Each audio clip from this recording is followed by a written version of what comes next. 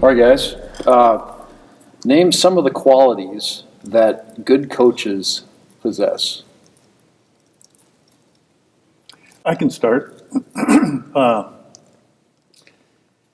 think there's a demeanor of what we would describe a good coach as being respectful to the game, respectful to the players, and in control. I think that's important, as we can all relate back to times when we or saw coaches that weren't under control. But there seems to be when you look into the eyes of somebody. I just met, I was telling Kevin here, I met Dick Bennett last weekend, the former Wisconsin coach, and he was at Stevens Point College, and then he was at Eau Claire Memorial. Mm-hmm. And I went to a camp that Jack and I both worked at in Eau Claire one summer, and I roomed with Dick Bennett. And as I look back on that experience, there's something about his eyes, his voice, his command, his personality that's just kind of infectious. I mean, you want to hear what this guy has to say. And there's a lot of respect there. And he has been ultra successful wherever he's gone. And I don't know if a person can develop that or learn it. I think it comes kind of natural. You develop your own personality, and it plays a role in your success. And we can sit here and name all kinds of our friends and coaches who have those qualities I'm just talking about and their success. And I'm talking about NFL football. I mean, look what's going on in that league with different personalities. The NBA now with some problems that we're having here in town. And so, there's Bobby Knight. Everybody brings up Bobby Knight. And in our coaching days, we used to go to a lot of clinics and listen to these guys. And it was interesting to listen and evaluate and determine what role their personality played in their success. So, answer your question, Kevin, it's important to maintain a level of personality that is infectious and people respect. And it seems like we can relate that, I guess, to almost any job, can't we? Teaching or banking or whatever it is, you must relate, you must be honest, and you must have integrity. I think Dick Bennett was a good example because we worked at the clinic at Eau Claire, and then you'd work games, referee games all night, and then there'd be time you would sit around, and he was always almost in the center, and you respected what he had to say because every word, meant a lot to you, and maybe in your own situation. Other good qualities that good coaches have. Craig, Bob? Well, they certainly have to have the respect of the players, and they buy into what it is you're talking about. That's probably a key thing. There are other qualities that come along with. I always use Stav Kanakis as a guy that I thought was a great game coach as far as making adjustments as the game progressed, and I think that's a good quality to have. And I think others are better in preparation, getting people prepared to play, and that's also an important thing. So, but all the things that Whitey mentioned certainly are, number one, really. Yeah, just to add on one thing, I think you have to be yourself. It's easy to, I would think it'd be hard to coach for a real coach with a superior coach that really does well, and then you get a job now, and can you be like him? Can you do the things that he did? Pretty tough, and when you think about it, I haven't thought about it until just now, but You know, are there any real good? Krzyzewski comes to mind. He played for Knight, so he obviously is doing his thing and doing it well. But is there any other player that played for big-time coach that really became an outstanding coach themselves? I can't, anyway. So I think I think it's important to be yourself, and you got to have enthusiasm and have fun with the game. It's a great game. And All right, next question. What's the best thing about the job and the worst thing about the job being a high school basketball coach? Best part and the worst part. I like the association you have with the kids. You know, you respect them and you respect them, and you work with them, and then you see some good developments happen. That's a real plus point for me. Excuse me, I got trouble with the voice. Worst part of the job is, I think, not so much back when we were coaching, but today. Did you see the last coaches report that came out about how to keep coaches coaching without getting fired? People coming up questioning every little move. I don't think we had that, did we? No, I think that's probably why we all had longevity as coaches. I mean, I came to Cooper in '65, like I said, there were no animals in the zoo, and I go 0-16, and we won one game that year. And boy, that was kind of frustrating because I wasn't used to that. So the second year, guess what? We doubled it. We went to 2 wins. And I was kind of wondering, if this is something I want to do. And then finally we got some things rolling. And like I said, in '73, so that had been 8 years, we finally won a conference championship. And I just, I think one of the qualities of a good coach also is stick-to-itiveness, which I proved. You stay with it and believe in yourself. And like Craig said, be yourself. What was your question? Best part of the job, Yeah. worst part of the job. The worst part of the job, boy.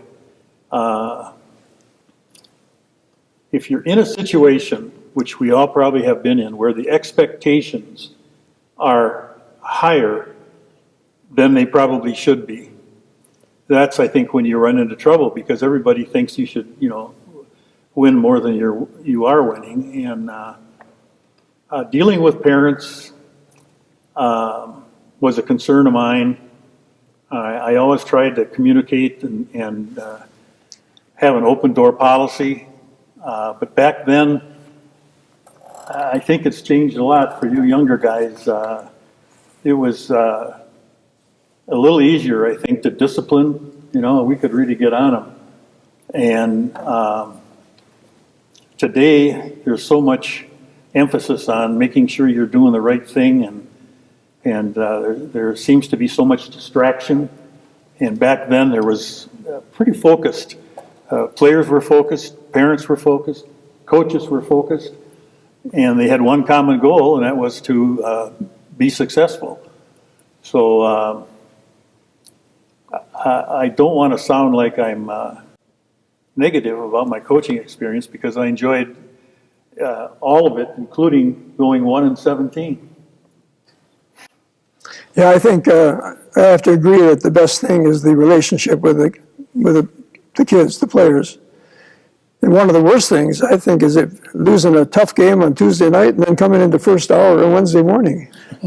That's not easy. All right, describe your favorite memory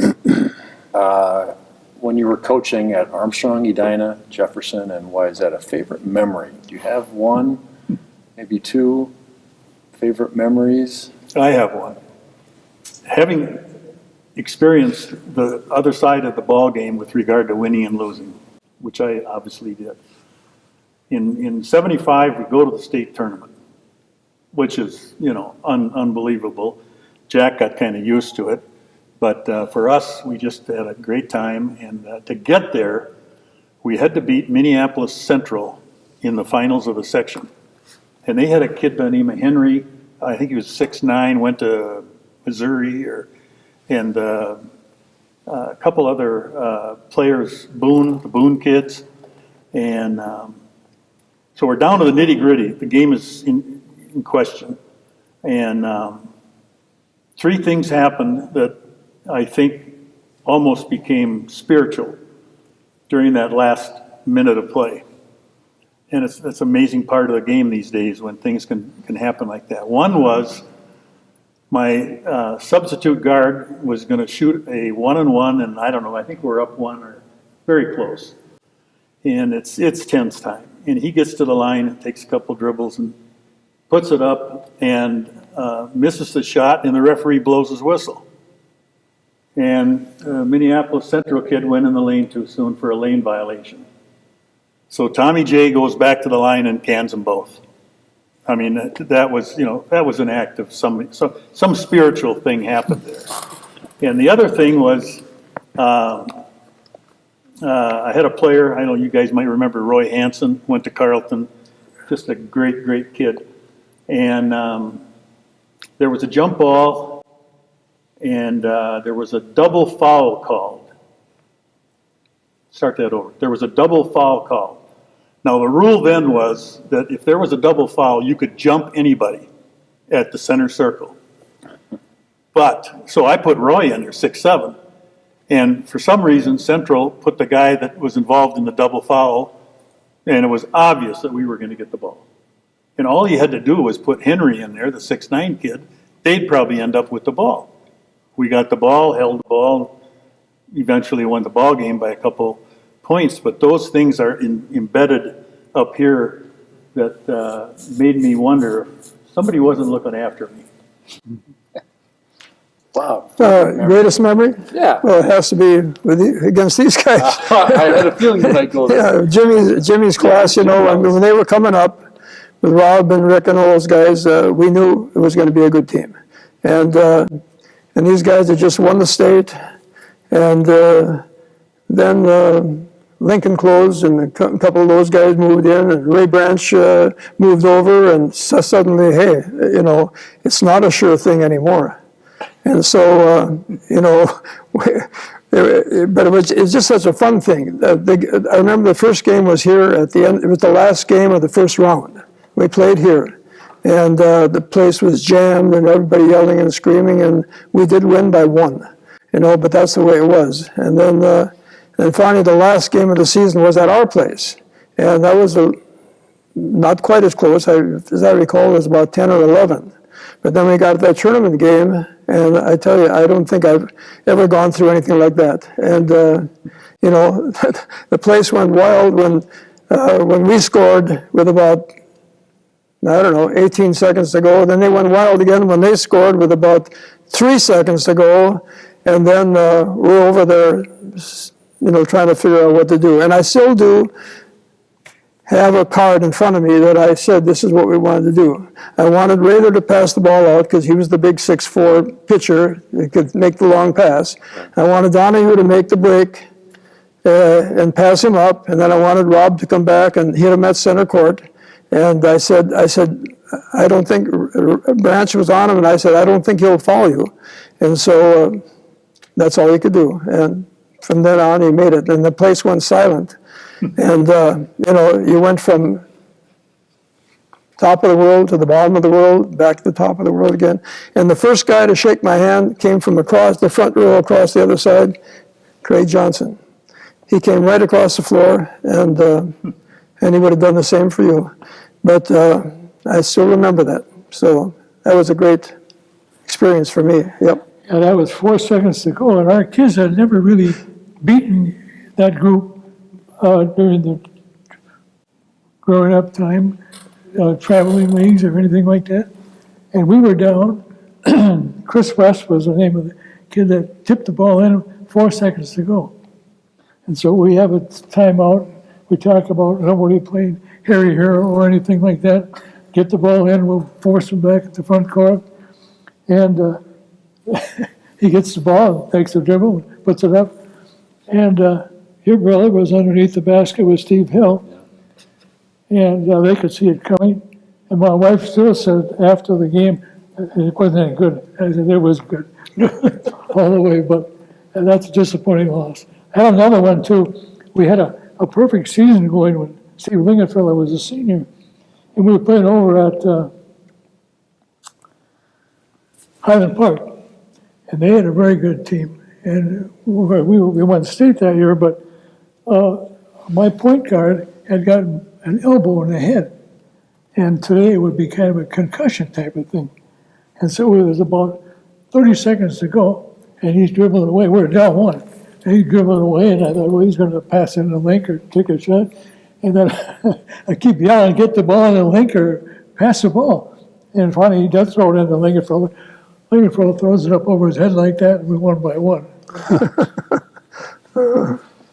Great. What are your, great memory. Oh, let's see.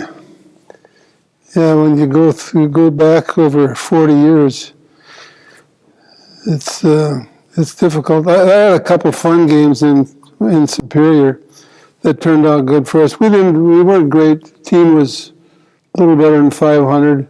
We had strikes, as we talked about earlier, and we had, meshing and bring kids from Cathedral and from Duluth or Superior East and try to mold everybody. And so that was ups and downs. And we finally get to the tournaments, and we were playing Hurley, Wisconsin. I don't even know where Hurley is. I didn't hear good things about it. Right across from Ironwood. Sure. Yeah, I don't know. 6 months. Well, we'd never played them, and I didn't know, but I know we were going to their gym.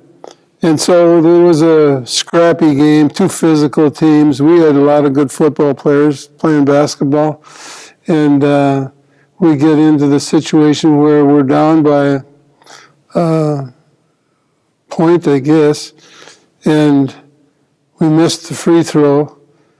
This is in the tournament. We missed the free throw, and the guy just froze. The rebound came right to the guy underneath, and he just froze. And our guy just went over, took it, and laid it in, and the game is over.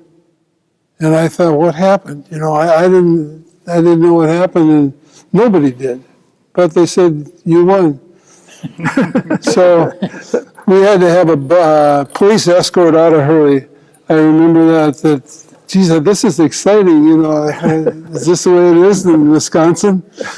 But that wasn't their final game because we were playing Washburn. I don't know where that is either. Do you know where Washburn is? Yeah, to go through Washburn to Hurley. Oh, okay. So we played Washburn, and they were unbeaten. They were a small school, and then we were playing them in the region finals, I guess. And so back and forth, and they were really good and poised and had better players than us, really. But we get into a situation where it's a last-second deal, and we got the rebound. We were down by a bucket or a point, I suppose it would be. And we got the rebound, threw it out to our little guard. His name was Charlie Place. I don't know if you know the Places. I don't know him. But somebody threw the ball out to him, and just 3, 4, 5 seconds, something like that. He dribbled right by me. I'm yelling, time out, Charlie, time out. I got it, coach. He really responded to me. I don't know if that's exactly what he said, but I got it. He took another dribble. So now he's close to half midcourt, and of course, it goes in.